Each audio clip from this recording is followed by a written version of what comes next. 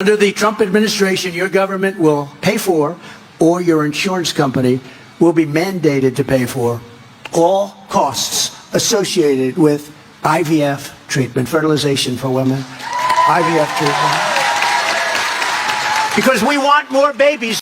So this is a major statement that we are hearing for the first time. It's obviously of huge interest to me as a fertility specialist. This is the first time in U.S. politics that fertility treatment, IVF, is an issue at the forefront during a presidential election. The issue of reproductive rights and IVF access has divided us as a country. Historically, we as a society have failed to recognize fertility as a true disease, and this has allowed insurers to get away with treating it like it's elective, like plastic surgery. And some, but certainly not all, of the states across the country have insurance mandates. So I, as a fertility expert, completely agree that IVF should be accessible and covered for all, knowing the financial toll that it can take on patients. Now, do I believe that he and his party are going to be the ones to get this done? Call me cynical, but I ain't buying it, and he shouldn't be selling it. I mean, look at all of the personhood bills that have gone up in terms of trying to oppose how IVF is done in several red states. And what did he do with his 4 years as president to ever try to protect IVF or expand IVF access to patients who need it?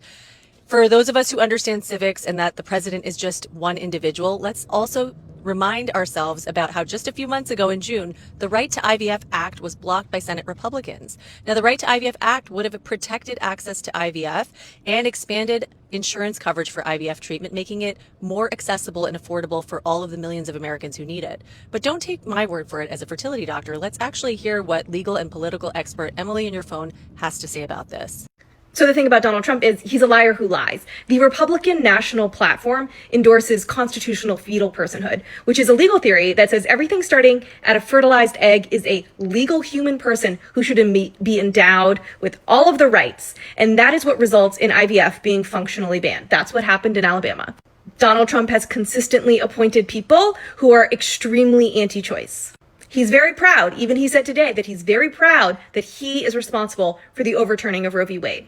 Conservatives oppose Obamacare. They have tried to repeal it. They oppose mandates for things like birth control and HIV prevention medication. Trump has refused to say if he would endorse a codification of the right to IVF. J.D. Vance voted against a bill in the Senate that would have codified the right to IVF.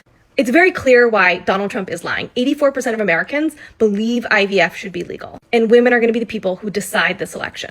Don't let Donald Trump gaslight you into thinking he supports your right to build a family the way you want to.